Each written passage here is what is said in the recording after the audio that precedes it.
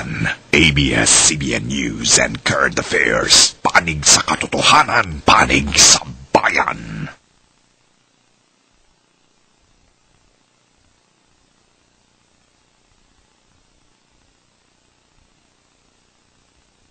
Abu Sayyaf Group ang dalawa sa grupong dumukot kina Ses Drilon. Ang pagkawala ng news team ni Drilon. Pinagbantaan si Jimmy at Angel na pupugutan sila. Is to ensure the safety of the hostages. Awa na po kayo sa kanila. Huwag tayo magbigay ng ransom. Nang palayain ng mga kidnapper si Angelo Valderrama. 15 milyong piso kapalit ng pagpapalaya. Tuluyan na ngang pinalaya sina Ses. To prevent the situation from getting out of control. Ayun, hindi nila alam, by that time, nagsushoot na ako, kahit nakaupo sila, may mga footage yan. Makita mo mga nakaupo, binabantayan si Ses, si Professor Dunapo, nagkukwentuhan. Yan. Dahil sa kanya yung itak dala niya yung itak, sabi kay Jimmy, kukuhaan mo si Angel habang pinuputulan namin ng ulo. I don't know if it gave me strength, I don't know, I just felt so calm and ready to die. Somebody's head will be chopped off, sabi ko, I had to be prepared to die. So, isa rin yun sa pinagdarasal ko.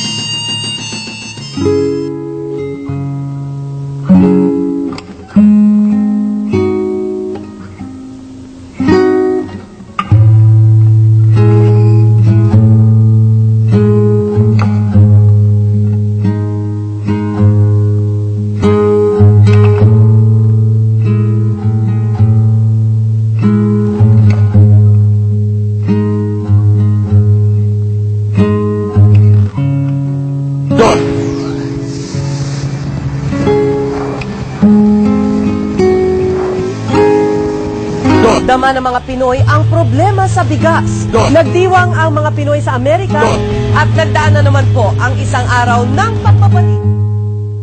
Usisera kasi ako eh. Usisera ako kaya siguro dito sa profesyon ito ako napadpad. Sa Baguio ako nag-aral. Nasa grade 5 pa lang ako. Nagkaroon ng landslide malapit sa bahay namin.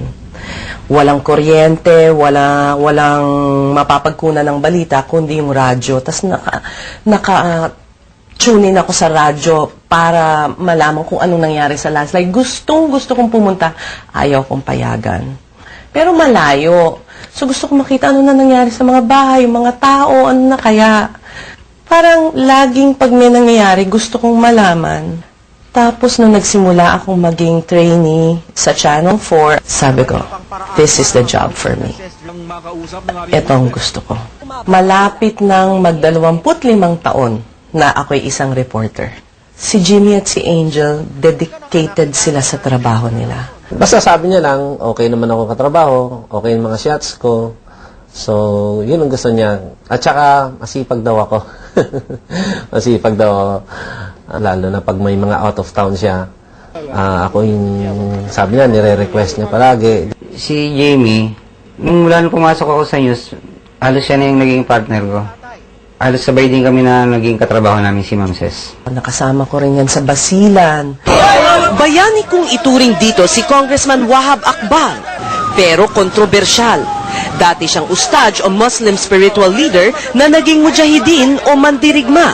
Pero ang pinakamabigat na akusasyon laban sa namatay na congressman ay ang pagkanlong umano niya sa Abu Sayyaf at ninong siya nito. Matalik din niyang kaibigan si Abdurrajak Janjalani, ang founder ng ASG. Tingin ni Marine General Juancho Saban, may marka ng Abu Sayyaf ang pagpatay, ngunit wala naman silang pag-ako sa krimen. Yung una, naiilang ako sa kanya kasi sestrilon siya eh. Pero nung time nga parang nakapalagayan ko na siya ng loob, wala biro siya, tapos hindi ka mahihiya na, na biruin din siya. Maraming beses kaming magkasama sa hulo eh. Nung Biyernes na pag-alis ko, dumaan ako sa office ni Maria. Kung ano yung nangyari sa amin, yun ang babala niya. Sabi niya, wala masyado sa balita ang Abu Sayyaf, wala silang pondo ngayon, pwede kang makidnap. Tapos sabi ko, sige, we'll see pagdating ko doon. Kasi pagdating namin ng Sulu, Saturday yon, Pinakausap niya kami kay Professor Dinampo, pinakilala niya kami.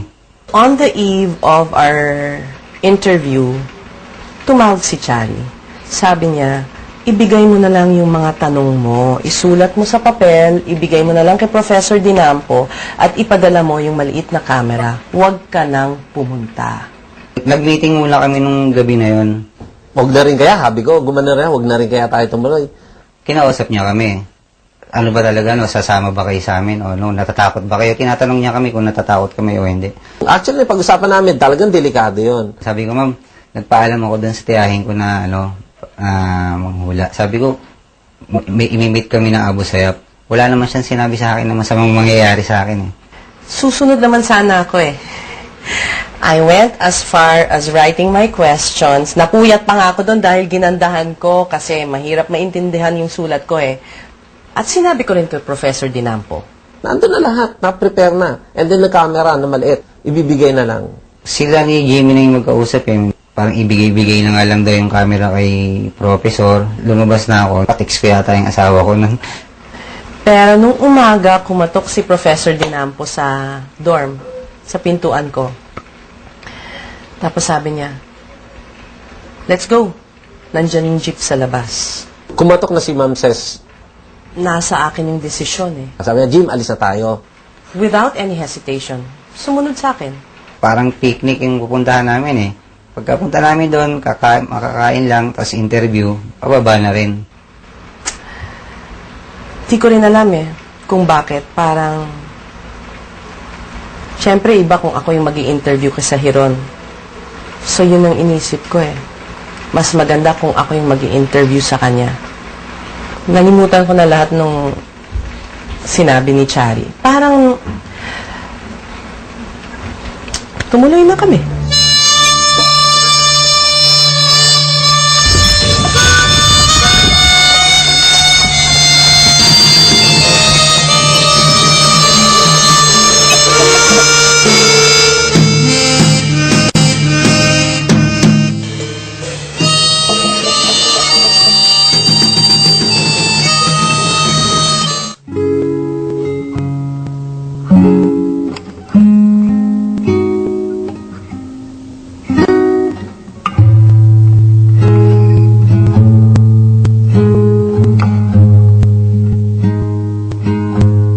Kinuha namin gamit namin, and then lumabas na kami ng room. Pagdating namin doon sa may lobby, andun yung tama raw na yellow. Andun na nakasakay si Mameng at saka yung driver. Si Maming, ang sinasabi niyang parang insurance or safe conduct pass namin. Dahil, ang pagkakasabi ni Professor, si Maming, kamag-anak ni Radulan. At walang mangyayari sa amin, basta't kasama namin si Maming sa lakad namin. Tingin ko kay Mami, hindi mapagkakatiwalaan, eh.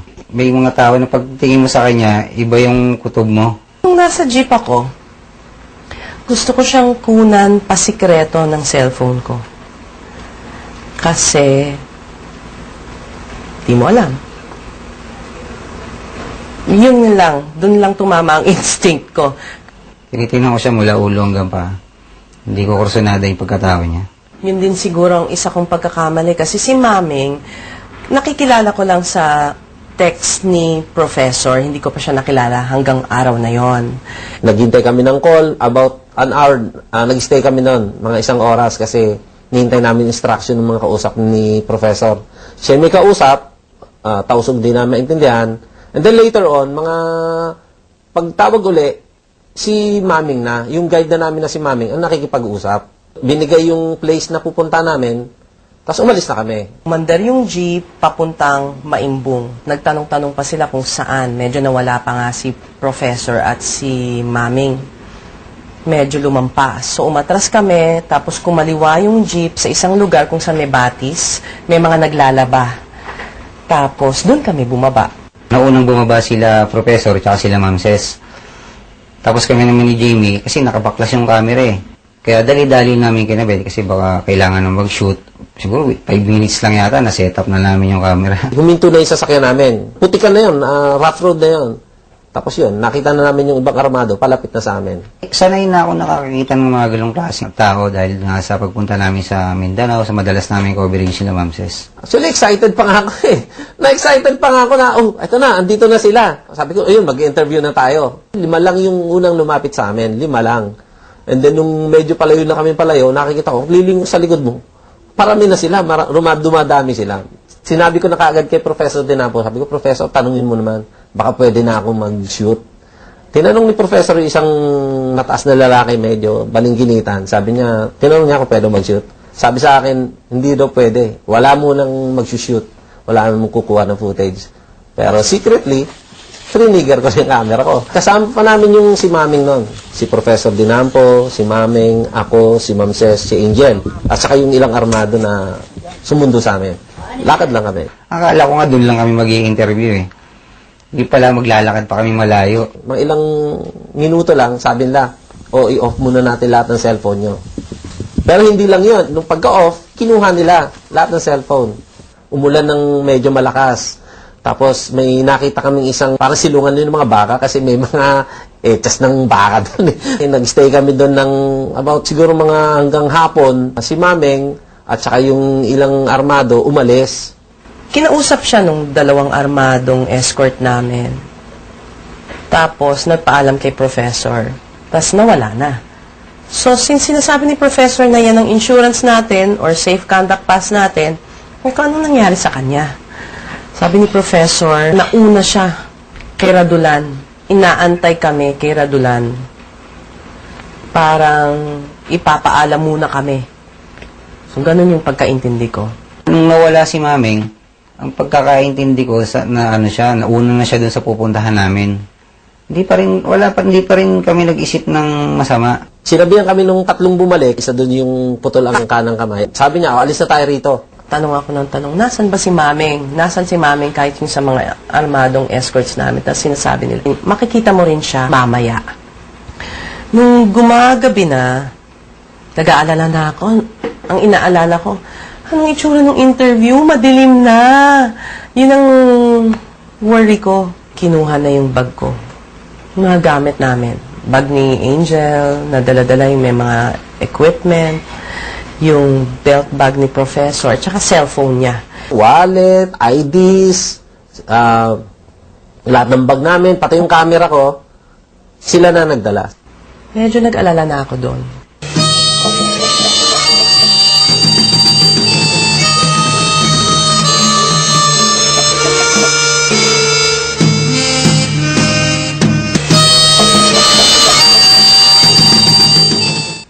Although, ang pagkakasabi, ibabalik naman yung gamit sa amin.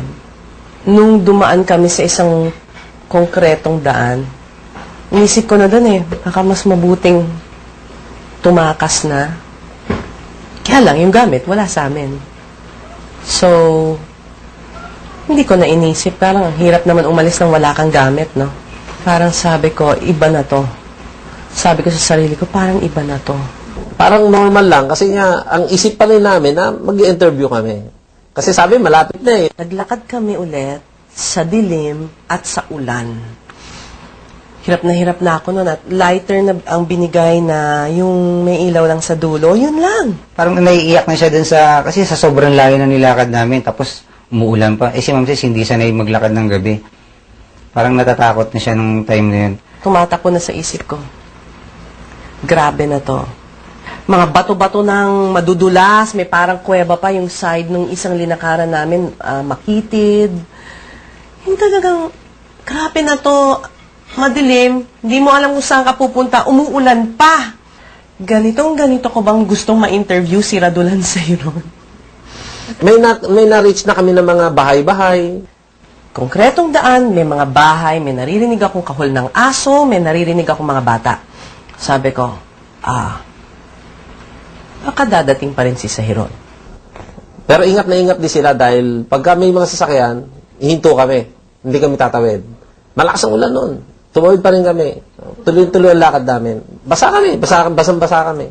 Yung may nadaan na kami na abandoned na naman na house, sumilong na naman kami. Naglatag ng duyan, yung iba nagpahinga, Kami naman, doon sa ground, sa lupa, naglatag din kami sa ako, doon kami nagpahinga, nahiga kaming konti. Hiningi ko yung bag ko. Tinignan ko yung wallet ko, wala ng pera. Tinanong ko, ba't ganun? Wala ng pera. Ibabalik yan sa'yo. Tinatanong ko pa nga kay professor what time is he coming? I mean, who gives an interview in the middle of the night, in the dark? Yeah, he's coming. Kept assuring me. Sinabi ko, I'm calling off this interview. Sabi ko pa, ang yabang ko pa Talagang gusto niya na mag-back out. Yan, doon na ako kinabahan. Doon na ako nakapag-isip ng parang doon ko naramdaman na parang kidnap na kami. Sa sarili ko lang yun. Kulit na ako ng kulit. Kailangan kong tawagan ng opisina ko, mag-aalala yun sa akin. Sabi nila, hindi kami pwede magdesisyon, pero dadating ang commander. Sunday night yan. Si Ses, makikita mo, meron siyang isang sako maliit. Kasi sabi naman, dito ka na, magpahinga ka konti, pagod na pagod ka na So, si Ses, makita mo, lakad ng lakad. May ilaw siya yung lighter. Gamit ako ng gamit ng ilaw. Lagi kong sinisindihan, tinitignan ko yung paligid. Mga 2 kilometro lang yun mula sa daan. So, hindi masyadong malayo. So, iniisip ko, kung tatakas kami. Ginawa sa kanya yung ilaw na maliit. And then siya, may sako siya. Nakita mo, nandun na siya sa isang sulok. May sako, nagkasya doon siya maliit na sako na gano'n. Natatawa pa nga ako, sabi ni Ma'am Ses. Yan ang uunahin niyo. Meron kasing yung kahoy na tuyong kahoy. Yun ang ginawa namin una ni Jimmy. Sabi, anong gagawin mo dyan? Unan niyo yan? Sabi, yes ma'am, ito unan. Okay ito kaysa walang unan. Tapos nung siguro napagod na rin siya, umiga na rin siya doon. Inunan niya na rin yung kahoy. Medyo natatawa nga ako sa kanya kasi parang, kaya ko si ma'am 12:30 parang nakaidlip na ako Dumating 12:30. Pero hindi si Sahiron. Hindi ako si commander. Assistant commander lang ako, sabi niya. Yung tawag ko nga din, commander text Kasi text ng text. Mahilig siya mag-text. Tapos ang sabi, pupunta tayo sa kampo. Pupuntahan natin yung commander. So naglakad na naman kami. Palayo dun sa daan. Ayun na yung may mga pataas na, paakyat na, bundok na doon ay nadudulas kami. Si professor nga nakita mo, nakakaawa kasi palibasa, medyo matanda na. Kita mo, siya yung madalas na nadudulas. Pababa, paakyat, hanggang yung pinakahuli, yung paakyat na ng bundok na halos parang hindi ko na makakaya. Naglakad kami 2 oras na madilim. Naglalakad kami, maputik, tapos madulas yung daanan. Palitan na nga lang kami ni Jamie sa pagbitbit ng camera Pag ako may dala ng camera, siya umaalalay kay Ma'am Ses. Pag siya naman may dala ng camera, ako naman ang umaalalay kay Ma'am Ses. Ganun yung nangyayari sa amin. Parang iniingatan namin siya. Iniingatan namin siyang madulas, madumihan. Kahit putikan niya, iniingatan talaga namin. Hiwa-hiwalay kami. May mga sarili kaming bantay. Naglalakad kami, tinatanong namin, malaki pa ba tayo? May time pa nga na talagang parang hindi mo na kaya, sa sobrang pagod, hindi mo na kaya. Hindi naman pwedeng tumigil. Kasi nga, may mga kasama kang di baril, baka mamaya, barilin ka na, kaya talagang parang persahan na kailangan tumuli ka. Hanggang sa nakarating na rin kami, may 2 kubo dun sa tuktok na dun kami tumuloy. Makita mo sa bundok, nasa tuktok namin kasi makikita mo yung mga ilaw-ilaw sa baba Naalala ko yun kasi tinanong ko parang 2:30 na ng umaga. And kahit na nag-aalala na ako sa aming lahat, nakatulog ako sa pagod. Sa pagod. Hindi man ako nag-isip na ano ba itong ginawa ko. Hindi. So, tinanong ko kung kailan ba yung interview. Ayos ako ng ayos. Inaayos ko yung belo ko. Medyo naglalagay ng powder kasi mainit Mainit dahil yung paglakad mo, papawisan ka talaga. Baka dumating si Radulan sa Hiron. Nung tinawag si Ma'am Ses, medyo sumaya na ako. Sabi ko, dyan na yung interviewin namin. Sabi nung commander, ito na lang ang sasabihin ko sa'yo. Kidnap for ransom na ito. Yung puso ko nahulog talaga. Pero hindi ko pinahalata. Tapos sabi sa akin, bumalik ka sa mga kasamahan mo pero wag mo silang sasabihan tungkol sa pinag-usapan natin. Kung hindi, igagapos namin sila. Tapos si Ma'am Ses naman, maya dumating na. Umakyat. Tapos may binulong kay Angel. Sabi ko, sinabihan na ako na kidnap for ransom to. Tapos si Angel, mahinahon lang. Hindi nagpakita ng takot. Mamaya si Angel, sumenya sa akin, sabi sa akin na Angel, kidnap na tayo.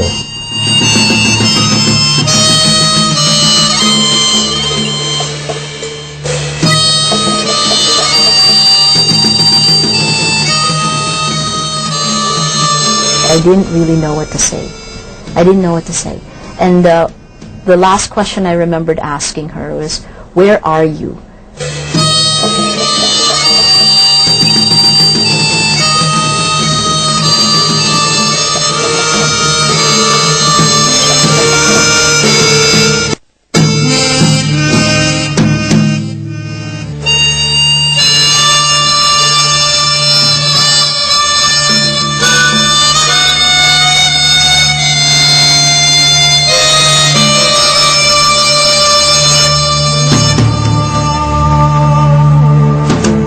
Okay, so her phone call woke me up, and the first thing she said is, "Maria, you're on speakerphone."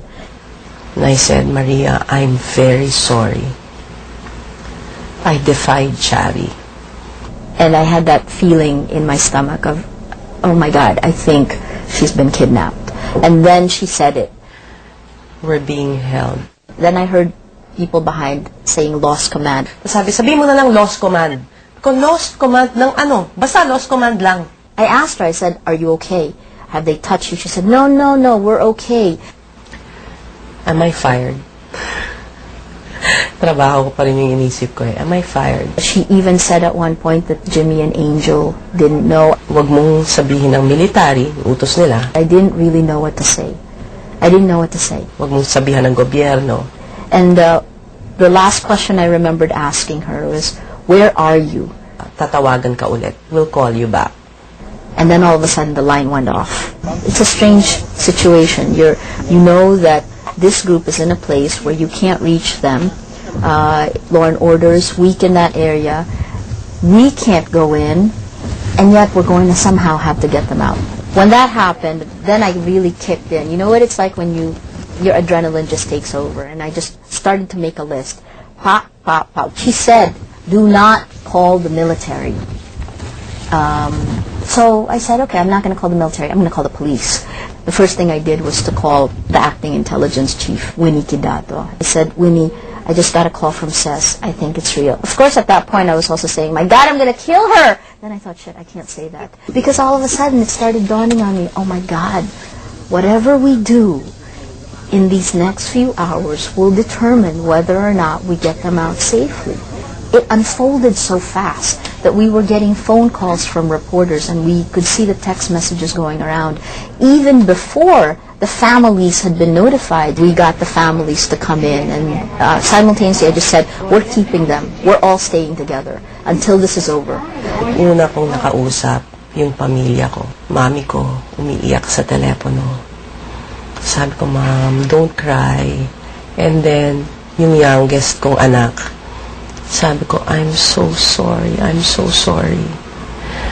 Sabi niya sa akin, "It's not your fault."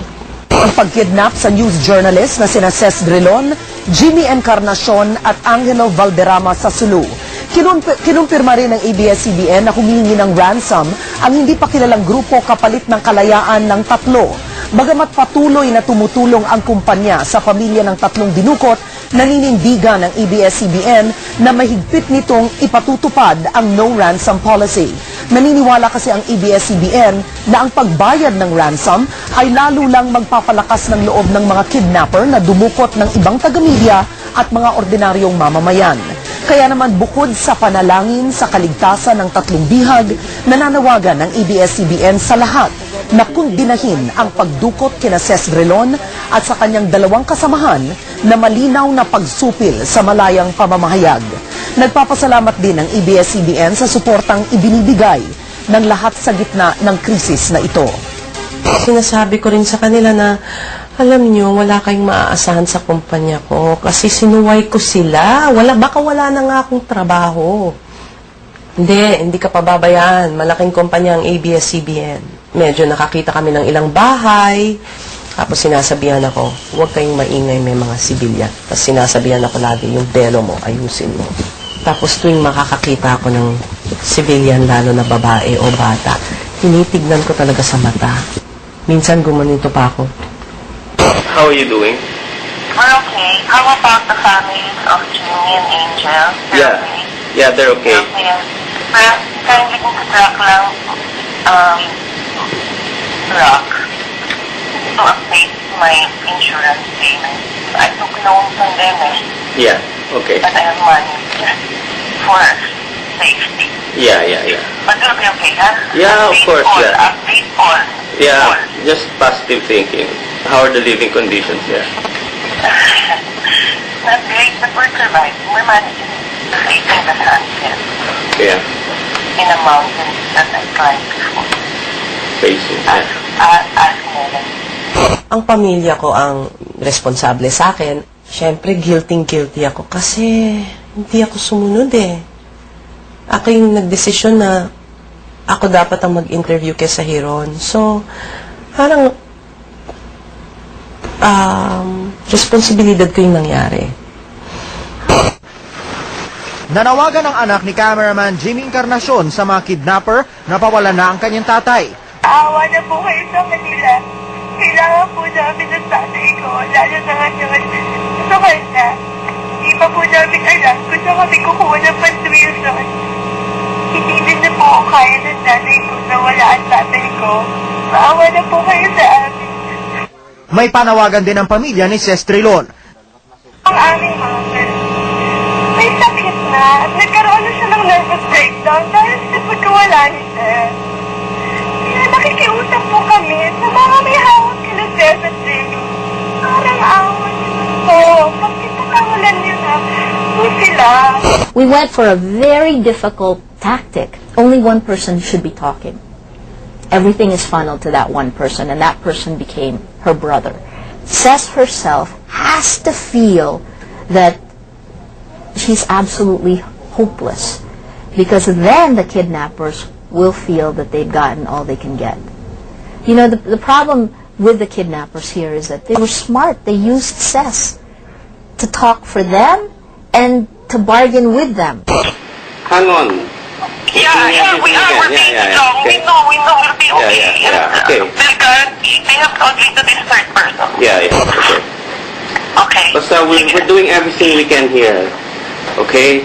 Sorry, No, don't be. Don't be. No. Don't worry about it, huh? So we're all here. We're all, everybody's behind us here, okay? Okay. Okay. Bye. Okay.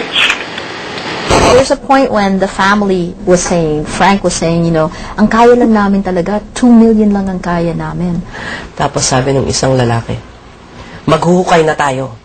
Sabi ko, utang na lang tayo. Utang ako sa ABS-CBN. We needed to make her feel like this is her only lifeline, both psychologically and intellectually. I didn't feel bad. I didn't have time to say, wala, ayokong mag-self-pity. Ngayon lang ito nangyari sa akin. Wala pang gumagawa ng ganito sa akin.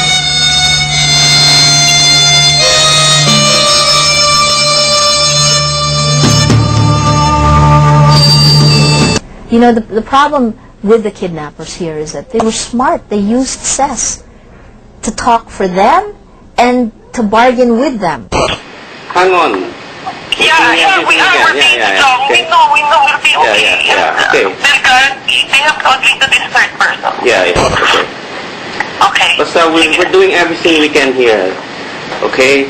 Sorry, No, don't be. Don't be. No. Don't worry about it, huh? So we're all here. We're all, everybody's behind us here, okay? Okay. Bye. Okay. There's a point when the family was saying, Frank was saying, you know, ang kaya lang namin talaga, 2 million lang ang kaya namin.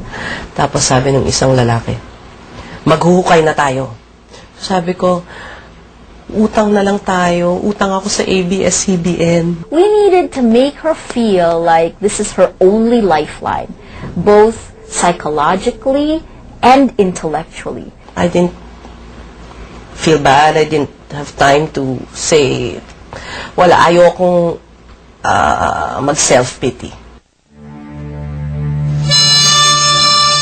Ngayon lang ito nangyari sa akin, wala pang gumagawa ng ganito sa akin.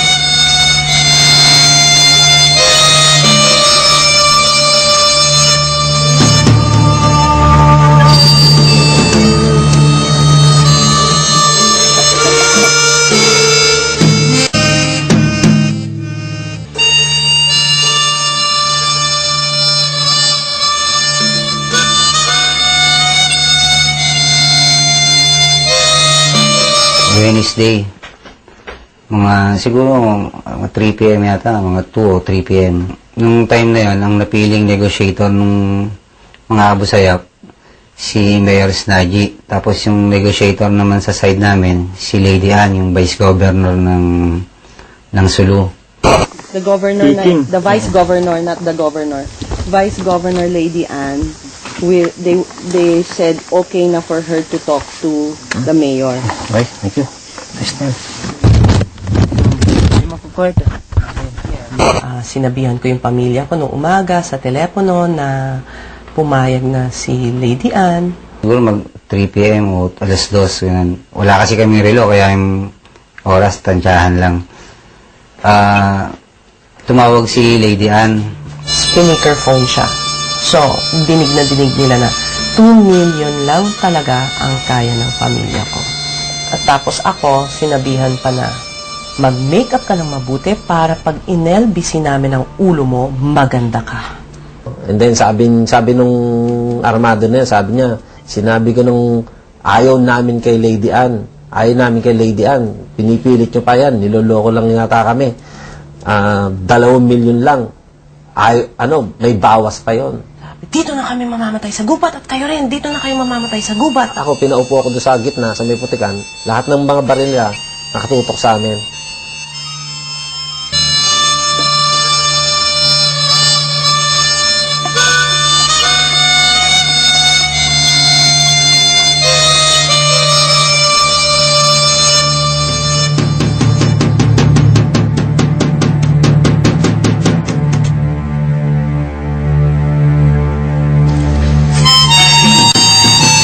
Kami ni Jimmy, magkatabi. Jimmy, dasal tayo. Naghahawak kami ng kamay, nagdadasal ako. As kinuha na si Jimmy at si Angel, pinaluhod sa putik. Tinali yung kamay na ganyan, tas ginaganon pa yung ulo, yung buhok. Tapos nagkasahan sila ng baril. Tapos yun na yung time na tinali kami ni Jimmy. Sabi ko, ma'am, tinatalian na po ako. Kabadong-kabado ako. Lahat yata ng dugo ko, umakyat na sa ulo ko. And then pakiramdam ko, lamig-lamig ng katawan ko. Sabi kay Jimmy, kukuhaan mo si Angel habang pinuputulan namin ang ulo. Parang nagulat ako kasi ang kasama mo, kukunan mo, parang hindi ka makapaniwala na kukunan mo, parang wala. Kukunan mo ng video yung kasama mo habang pupugutan ng ulo. Pag doon na yung time na takot na ako. Tapos naisip ko na yung pamilya ko, yung mga anak ko. Doon basta nag-flash sa isip ko, paano na to pag namatay ako. Sabi ko ganun. Nagdadasal ako. Tapos si Ma'am Ses, biglang lumapit. Sabi, o sige, ito yung napagpasyahan namin, 5 milyon dapat makuha ni Mayor Isnaji bukas ng alas 2 para hindi mapugutan ng ulo si Angel. So, tumawag na ako kay Lady Ann noon. Gusto kong tawagan ng kapatid ko or si Chari, pero hindi sila sumasagot. Ang telepono ng kapatid ko nakasara na. So, si Lady Ann, galit na galit sila kay Lady Ann, nagpanggap ako na kapatid ko siya. Sabi ko, sister, kalmadong-kalmado ako. Kailangan bukas may 5 milyon. Kailangan makita ni Mayor Isnaji yung 5 milyon para hindi pupugutan ng ulo si Angel. Nagkatali sila eh. Commander, pumayag din kayo sa amin. Maawa kayo sa pamilya ko. Nag-release sila ng perang hindi kanila. Nag-uutang-utang lang kami. Maya-maya, sabi ko, sige, bibigyan namin kayo ng ultimatum hanggang alas 2 ng hapon. Pagka hindi na ibigay yung pera, papatayin namin si Angel. Wala rin akong ginawa, kundi magdasal lang ng magdasal, magdasal ng magdasal. Si Angel, kitang-kita ko, nakayuko siya, tapos nakatali yung kamay niya, pulang-pula yung mukha ni Angel. Nagkakatingin na kami, yan lang. Sabi ko, wag naman. Sabi ko na, wag naman, wala naman kami kasalanan sa inyo eh. Bakit nyo naman kami papatayin? Pero hindi, order ni Commander yan. Wala tayong magagawa. Naluluha na ako, parang naiiyak na ako, habang tinitingnan ko yung litrato ng anak ko. Paano na sila? Kasi ako lang naman yung inaasahan nila eh. Nagtatrabaho ako para sa kanila. Inisip ko na lang sana, pinagdasal ko na rin kung sakasakali, sana magkaroon ng tao na lumapit na tao na tutulungan sila, parang papalit sa akin. Dire-diretso yung dasal ko noon. Talagang nasa isang sulok lang ako na nakayuko na talagang wala akong ibang kinakausap kundi siya. Alala ko. Gusto kong sabihin kay Jimmy na okay Ma'am Ses na na sana sabihin niyo sa opisina na tulungan yung mga anak ko kahit mapagtapos man lang yung pag-aaral.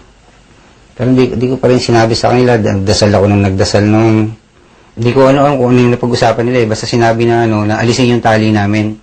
Pero hindi pa rin inalis yung tali namin. Basta yung nakatali na yun, tuloy-tuloy na yun. Nag-usap naman kami.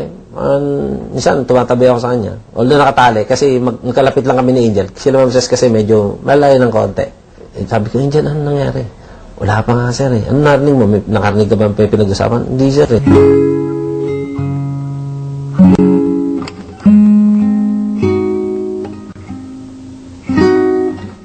Tumawag sila mayor, basta nasabi 2 p.m. puputulan daw ako ng ulo. So, dasal ako ng dasal. Nung magdamag na yun, hindi na ako nakatulog. Ang dasal ko, binibilang ko tong mga daliri ko. Kasi wala akong rosaryo. Nagro-rosaryo ako. So, Hail Mary, full of grace, the Lord is with thee. Blessed art thou amongst women. Blessed is the fruit of thy womb, Jesus. Holy Mary, Mother of God, pray for us sinners, now and at the hour of our death. Amen. Tapos gaganyan na naman ako. Quietly. Hindi sila nagbibiro. Alam ko kaya nilang gawin yun. Tsaka nagkwento sila na mayroon na silang napugutan ng ulo. So, ang inisip ko talaga, kung wala yung pera, kung pupugutan ng ulo si Angel, kailangan handa na rin ako mamatay. Kasi hindi ko pwedeng payagan na si Angel lang ang pugutan ng ulo. Kailangan mamatay na rin ako. Isip ko lalaban ako, parang kung mamamatay ako, magsasama ako dito ng kahit 1 o 2 tao. Kasi yung mga baril nila, mga nakakalat din lang eh. Tapos pag tinatanong nila ako tungkol sa baril, sabi ko wala akong alam. Pero kahit papaano, nakakaintindi rin ako. Kaya ko rin iputok yung baril nila. Kaya kong ikasa, ganun. Pero iniisip ko, paano naman yung dalawa? Kung sakaling lumaban ako, baka patayin din sila, ganun. I just felt so calm and ready to die. Because if Angel were to die, how could I live? Sa natatakot na rin ako nung time na yun dahil bumaba sila. Yung may hawak ng telepono, si Commander Putol, na wala, bumaba. So, walang communication. Malapit na mag-alas 2. Tapos yung bantay sa amin, 11, 12, 1, 2, ginaganon pa ako. Siguro, magte 30 minutes na lang yata. Alas 2 na. Umakit yung Abu Sayyaf, yung iba. Tapos ngumiti kay Angel.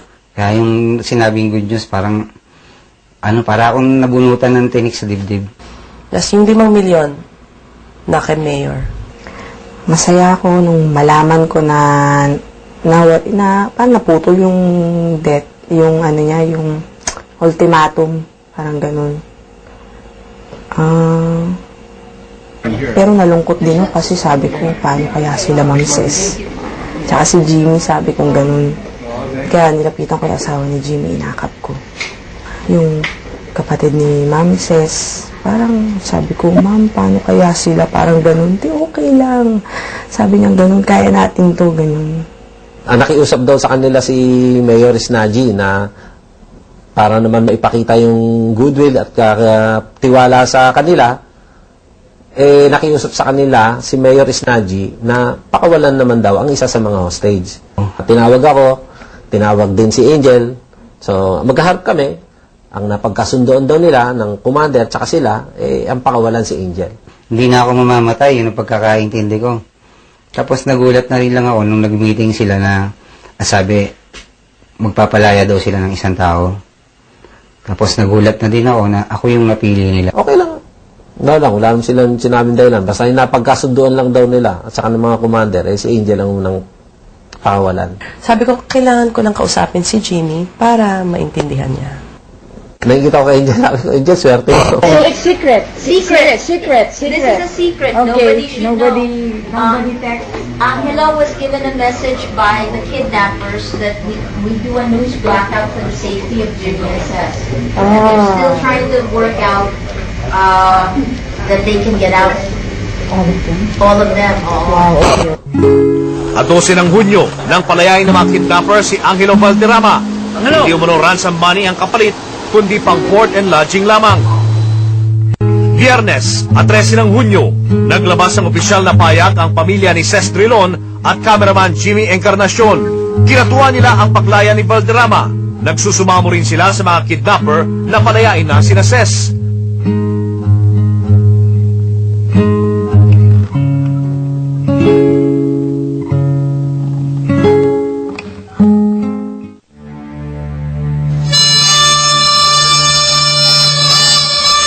Somebody's head will be chopped off. Sabi ko, I had to be prepared to die.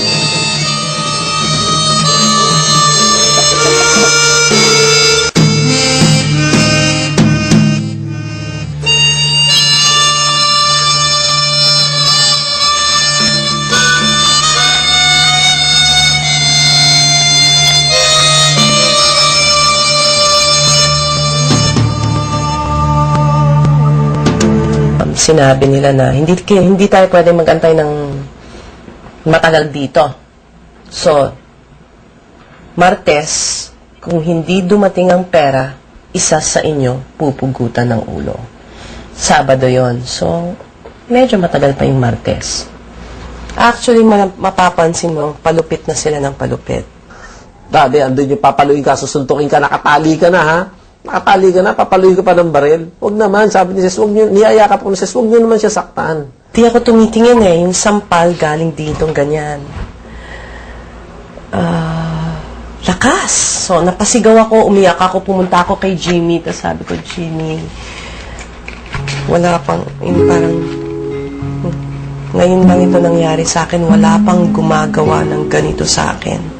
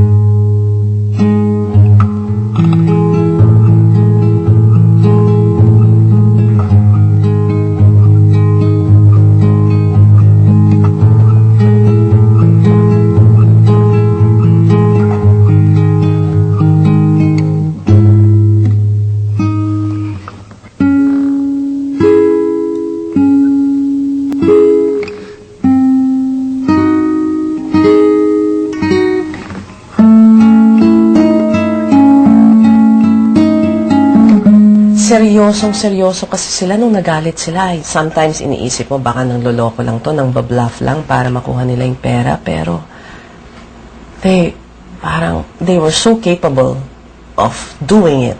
And they were so angry. Di ko maalala kung Sabado ata na nung umaga, doon ako iyak ng iyak, sabi ko. Iniisip ko na seryoso tong mga to. Kung sinasabi na mamumugot sila ng ulo, mamumugot sila ng ulo. Gusto kong gumawa ng isang bagay na alam kong siguro ikakapahamak namin tulad nung ang agaw ka ng baril. Andiyan lang yung baril May insurance naman yung mga anak ko.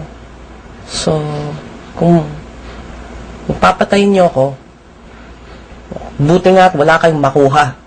Sabi pa nung isang armado na katabi ko, sabi niya, sige na Jimmy, sabi tumawag ka na sa pamilya mo, sabi mo na magbigay na ng pera para makaalis na kayo dito. Sabi ko, cameraman lang naman ako, wala naman nung mahirap lang ako, wala naman kaming sweldo na malaki, ginagano ko sila. Hindi, sabi mo, manghiram ng pera, mag-loan sa bangko, ginagano nila ako. Sabi ko na lang, sige, di gagawin naman ho nila ang magagawa nila para makaalis kami dito. Alala ko, linggo, namimilit na naman sila na tumawag ka sa pamilya mo. Sila naman may hawak ng phone, no? Sabi ko, hindi. Martes pa naman eh. Gagambalain ko yung pamilya ko. Hirap na nga mangalap ng pera. So, I didn't call. Wala namang nasabi yung commander. Pumayag. Sinasabi ko rin kay Mayor tuwing nakakausap ko. Sabi ng Mayor, alam mo kasi, may nangako sa pamilya mo na mabibigay yung 20 million. Sabi ko, Mayor, ako yun. Ako yung nangako ako na bihag nila. Kahit 1 bilyon, papangakuan ko sila. Pakipaliwanag lang. Grabe, higpit ng tali. Naiyak talaga ako sa sobrang higpit ng tali. Tapos, ano na yun? Siguro mga 12 noon na yun, ng Tuesday. Tawagan pa natin yung family ko. Ganun na lang inaano niya lagi. Nisis niya, tawagan natin si Mayor. Yan. Tapos nilagyan na ako ng tela dito sa leeg, nakatali ka, ganyan, nakaupo ka.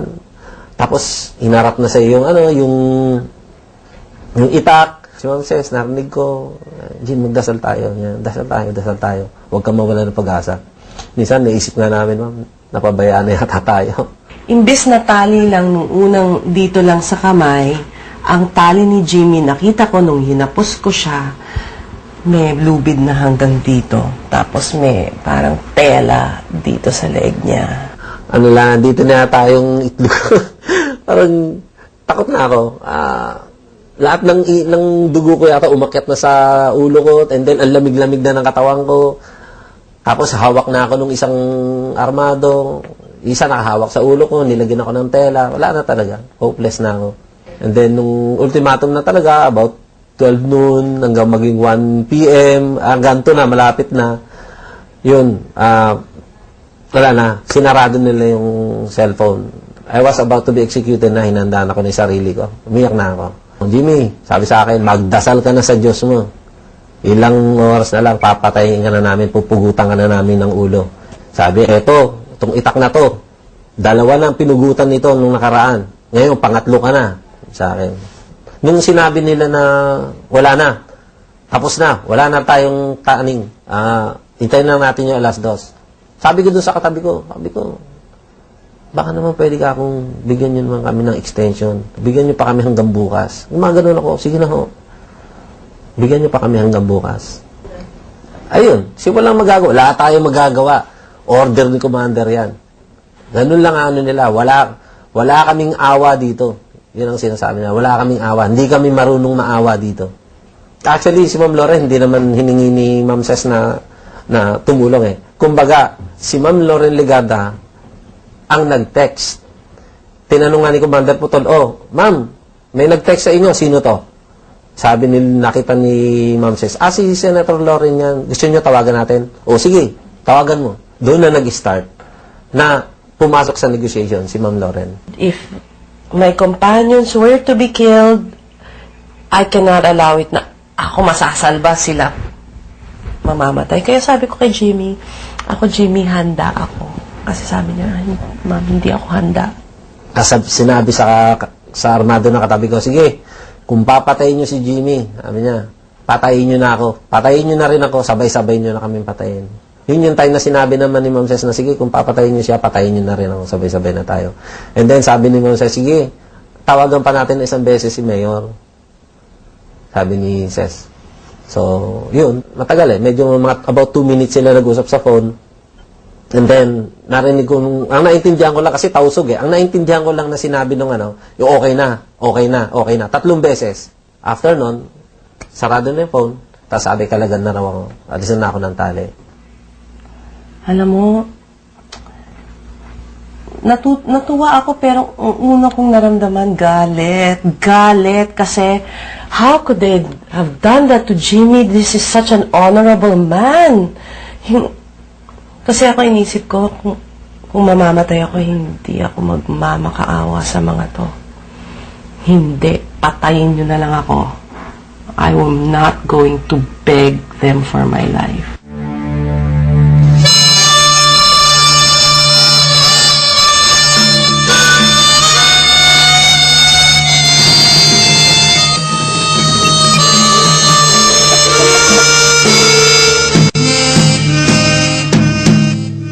Abusaya Group ang dalawa sa grupong dumukot sina Ses Drilon. Ang pagkawala ng news team ni Drilon. Pinagbantaan si Jimmy at Angel, napupugutan sila. To ensure the victim of the hostages.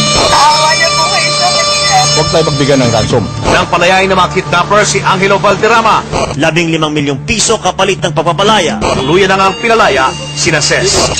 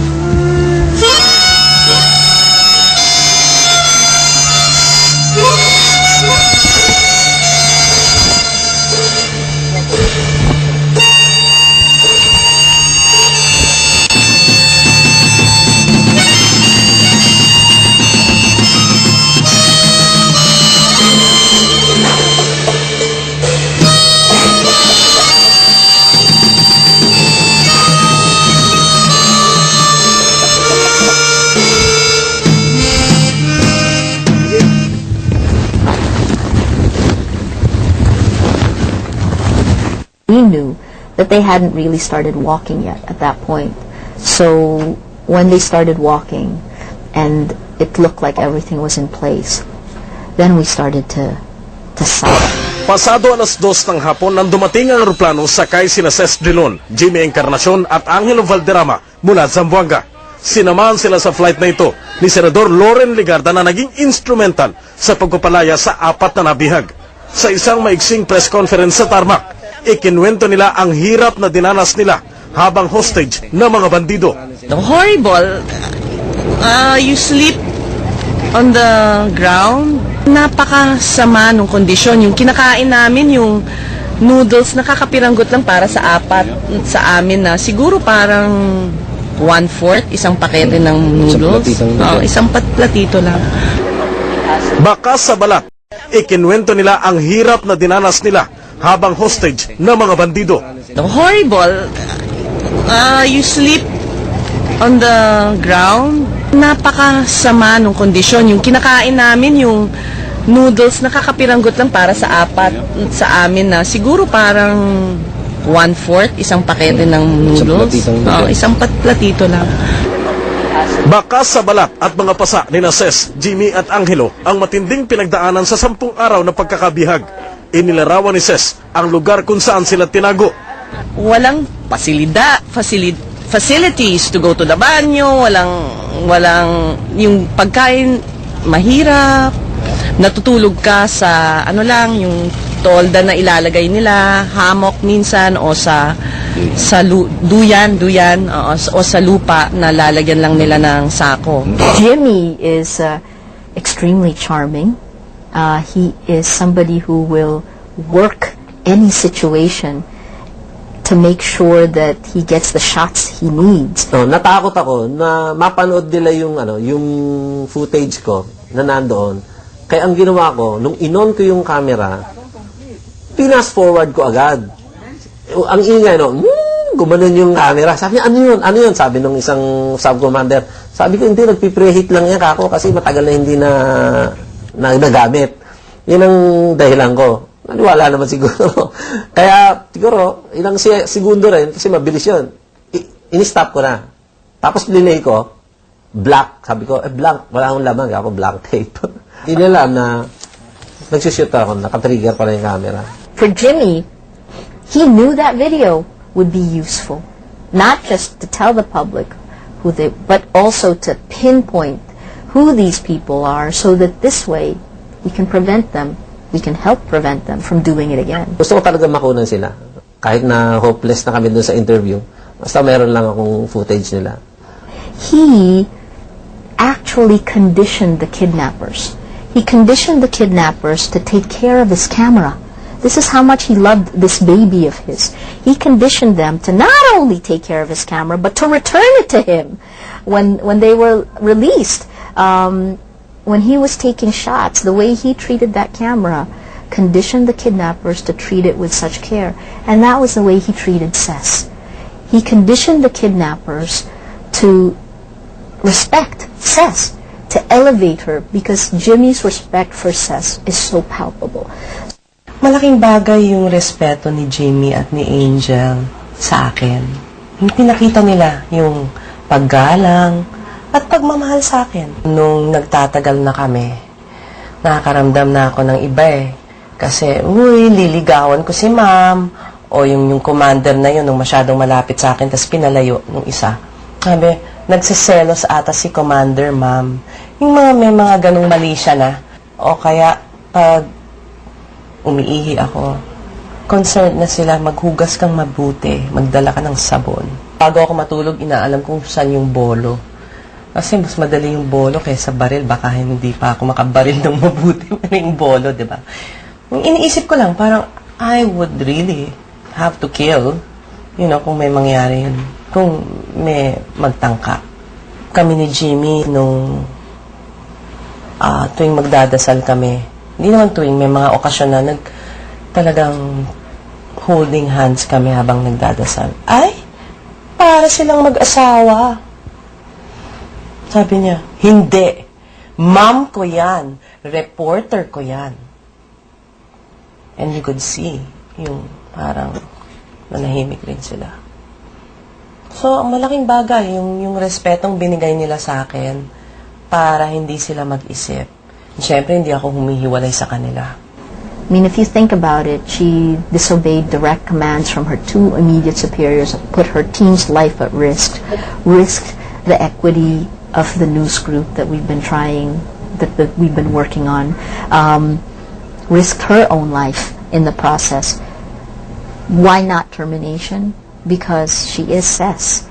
Because she's a fearless journalist who exhibits the values we want our journalists to have, because this team is a role model for many of our teams in many ways, and because of the courage that she showed in that situation. What is it worth? We came down to 3 months suspension, because 3 months holds her accountable. 1 month is a vacation. Cess lives and breathes journalism. She is, to her core, passionate about her work, and she really cares about it. And these are the journalists you really want to nurture and you want to let loose. I think she learned a valuable lesson in this incident, and it will temper her and make her stronger. Sa pagkakita ko kay Jimmy, sabi niya sa akin, pare, ang swerte mo. Yun agad yung salubong niya sa akin. Tapos parang pili ko masaya siya, naluluwa-luwa siya, nagkita-kita kami. Yun ang pakiramdam ko. Tapos pagdating ni ma'am, nung pagkakita ko kay ma'am, alam ko marami siyang gustong tawagan. Nung time na yun, may meron na akong telepono. Yun agad ang binigay ko sa kanya, ma'am, may telepono po ako, ito po, baka meron kayong mga gustong tawagan. Tinanggal ko yung SIM card ko, binigay ko kay ma'am ng cellphone. Tapos si Jimmy, kasi alam ko rin yung pakiramdam nung pagbaba doon, wala akong gamit, basta lahat, wala akong Pinahiram ko kay Jimmy yung may rubber shoes ako nung pinahiram ko siya ng rubber shoes, t-shirt, kung anong kailangan niya. Yan agad ang inano ko sa kanila. He chose to stay there in Zamboanga to help the police and military figure out who the kidnappers were. Masaya ako. Nung makita ko yung misis ko. Nung kita kami sa dito na sa Manila, sa hospital. Niyakap ko sila. Tapos, naluluha ako sa saya. Kasi, biro mo, buhay ako nakauwi. Sama-sama na naman kami.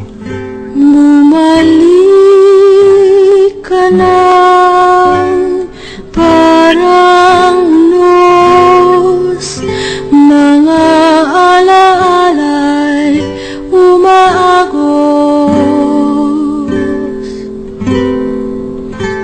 Malunod muli sa kahapon,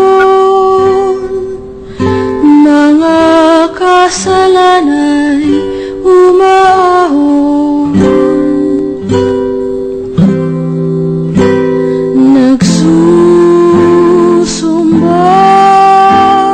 nabubulong ang hangin, nalulungkot dumidilim ang langit.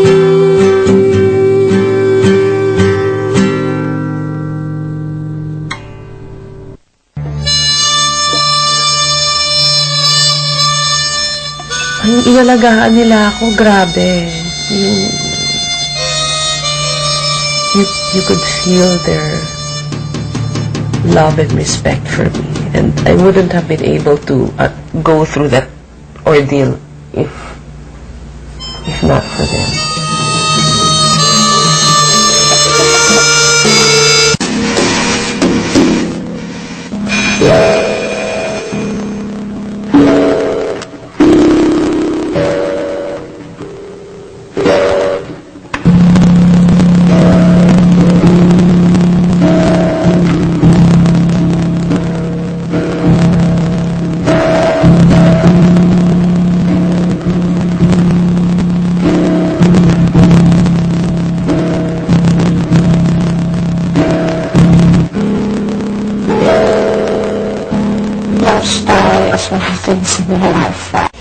Nag-usap-usap na kami na ang gym pupunta. Matagal na yan. Matagal na namin pinag-usapan yan eh. Na aakyat kami doon, mag-interview kami. At pumayag ako. Pumayag naman ako naman, sige ma'am, sama mo ako dyan. Basta ikaw kasama ko. Kahit nung before kami umakyat, the night before ng Saturday night, nag-usap pa rin kami. Oh, kaya hindi kami nagsisihan doon. Walang pagsisisi. Ang inalagaan nila ako, grabe. You could feel their love and respect for me. And I wouldn't have been able to go through that ordeal if not for them. Of course, talaga, kay Ma'am Ses, sasama pa rin ako. Kahit na anong coverage, kahit na Abu Sayyaf pa uli yan, kahit na Manila Pen pa uli yan, mga ganong story. Iba yung pinagsamahan na namin ni Ma'am Ses. Kumbaga, nalusutan namin to, yung pinakamalaki, nalusutan namin, siguro, wala na sigurong malusutan pa kami na delikadong coverage.